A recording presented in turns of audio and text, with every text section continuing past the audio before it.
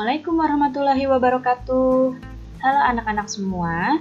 Hari ini kita akan belajar tema 4, subtema 1, pembelajaran ke-1 dengan muatan IPA dan bahasa Indonesia. Sudah siap untuk belajar hari ini? Kalau sudah siap, mari kita mulai belajarnya. Lihat pada gambar, Siti berangkat ke sekolah naik sepeda. Naik sepeda juga merupakan kegiatan olahraga. Siapa di sini yang suka bersepeda? Wah, bagus sekali. Bersepeda itu termasuk olahraga yang mendukung kebugaran dan dapat membantu melancarkan peredaran darah kita.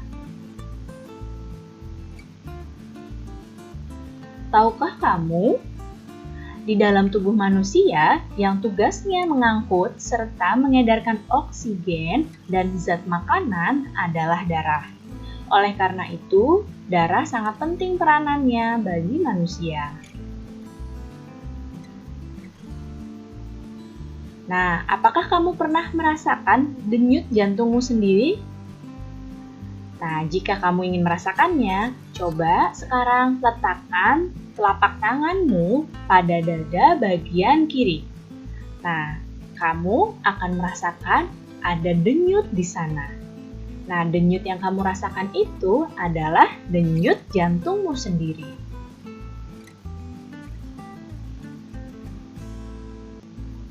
Sekarang kita akan belajar organ peredaran darah manusia. Organ peredaran darah manusia itu ada jantung dan ada pembuluh darah.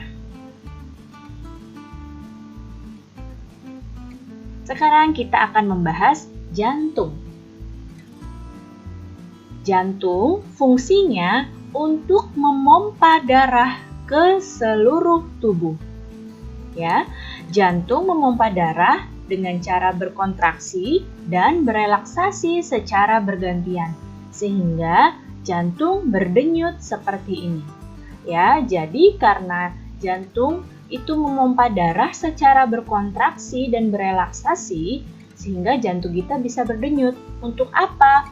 Untuk memompa darah ke seluruh tubuh kita.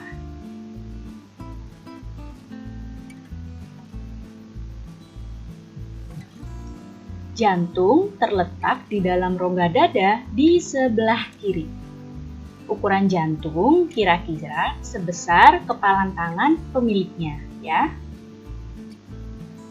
Nah, kira-kira di tubuh kita di sini letak jantung, ya. Ukurannya sebesar kepalan tangan pemiliknya, ya. Itu perkiraannya. Nah, jantung itu dibungkus oleh selaput tipis yang disebut dengan perikardi.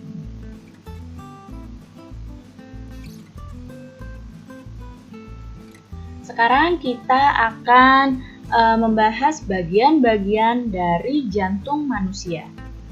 Bagian jantung manusia itu ada serambi dan ada bilik. Yang mana serambi dan yang mana bilik? Perhatikan baik-baik gambar jantung berikut. Ya, lihat panahnya. Yang ini namanya serambi kanan. Nah, yang ini namanya serambi kiri. Kemudian yang ini namanya bilik kanan dan yang ini adalah bilik kiri. Jadi jantung kita ini terbagi jadi 4 bagian, ya. Yang atas ini disebut dengan serambi, ada serambi kanan, ada serambi bilik, dan yang bawah ada bilik. Bilik kanan dan bilik kiri. Setiap bagian jantung ini punya fungsinya masing-masing.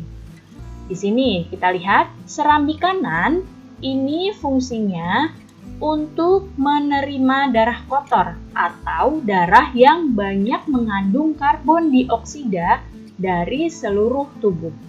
Ya, ini tugasnya serambi kanan. Jadi menerima darah yang banyak karbon dioksidanya dari seluruh tubuh kita.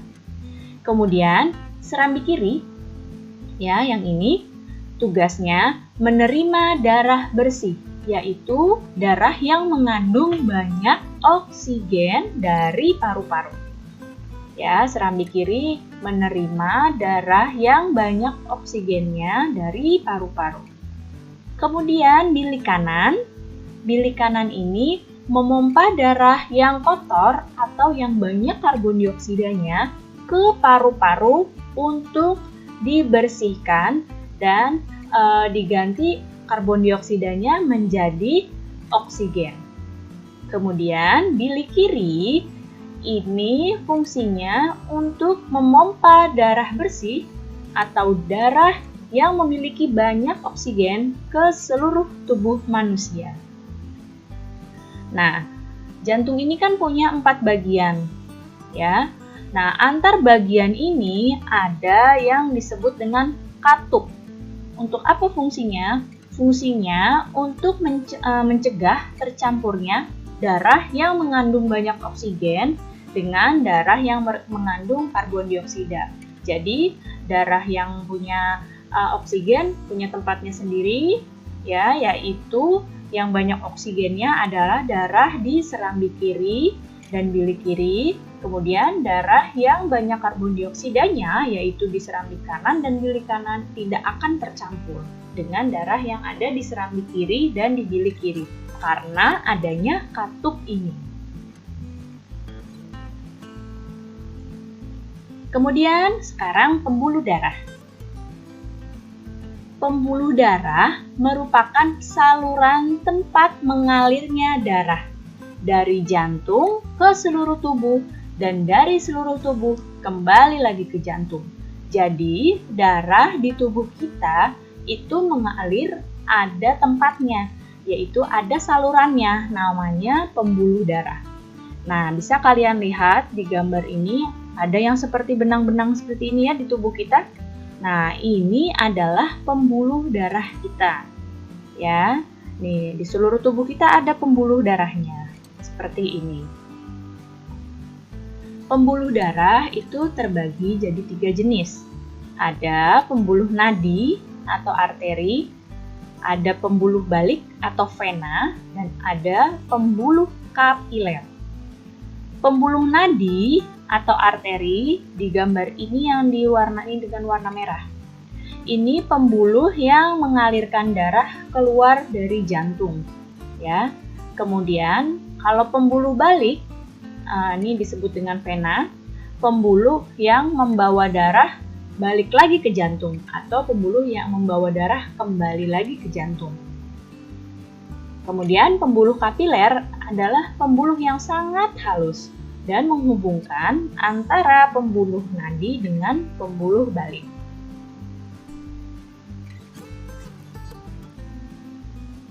Nah, perbedaan antara pembuluh darah. Perbedaan antara pembuluh nadi dengan pembuluh balik. Kalau pembuluh nadi ini letaknya di bagian dalam tubuh kita, ya. Kalau pembuluh balik letaknya di permukaan tubuh yang tampak kebiru-biruan. Jadi kalau kalian lihat di permukaan kulit kalian ada seperti urat yang warnanya agak kebiru-biruan, itu adalah pembuluh balik, ya. Kalau pembuluh nadi nggak kelihatan, ada di dalam tubuh kita. Kemudian kalau pembuluh nadi, ini dinding pembuluhnya itu tebal, kuat, dan elastis. Sedangkan kalau pembuluh balik, ini pembuluhnya ini dindingnya tipis dan tidak elastis. Pembuluh nadi, aliran darahnya berasal dari jantung. Kalau pembuluh balik, aliran darahnya menuju ke jantung. Ya, pembuluh nadi asalnya darahnya dari jantung. Kalau pembuluh balik, aliran darahnya itu menuju ke jantung. Nah, kalau pembuluh nadi itu denyutnya terasa. Ya. Kalau pembuluh balik itu denyut tidak terasa. Jadi, ini beberapa perbedaan antara pembuluh nadi dengan pembuluh balik. Nah, sekarang kita akan membahas proses peredaran darah. Ada yang disebut peredaran darah besar, ada yang disebut peredaran darah kecil. Nah, lihat di sini pada gambar peredaran darah besar dan peredaran darah kecil. Peredaran darah besar adalah peredaran darah yang mengalirkan darah dari jantung, nih, dari bilik kiri, lihat tanahnya, kemudian ke seluruh tubuh kita, kemudian balik lagi ke jantung ke bagian serambi kanan. Ini peredaran darah besar dari jantung bagian bilik kiri ke seluruh tubuh, kemudian balik lagi ke jantung ke bagian serambi kanan. Nah, kemudian kalau peredaran darah kecil, urutannya dari jantung bagian bilik kanan ke paru-paru untuk diganti karbon dioksidanya jadi oksigen, kemudian balik lagi ke jantung ke serambi kiri. Ya. Jadi perbedaan antara peredaran darah besar dengan peredaran darah kecil letaknya di sini. Kalau peredaran darah besar itu ke seluruh tubuh, kalau peredaran darah kecil itu ke paru-paru. Nah, lihat ada anak yang akan membacakan sebuah pantun. Rambutku lebat, rambutku subur. Tidak dapat dipasang jepitan. Tubuhku sehat, kuucap syukur, darah mengalir tanpa hambatan. Nah, yang tadi dibacakan itu adalah sebuah pantun. Tahukah kamu apa pantun itu? Pantun itu merupakan salah satu seni merangkai kata. Pantun melatih seseorang untuk berpikir tentang makna kata sebelum berujar. Pantun dapat digunakan untuk mengungkapkan perasaan seseorang mengenai suatu kejadian atau peristiwa yang dialaminya. Baik anak-anak, cukup sekian ya penjelasan Ibu kali ini. Mudah-mudahan kalian paham dan mengerti.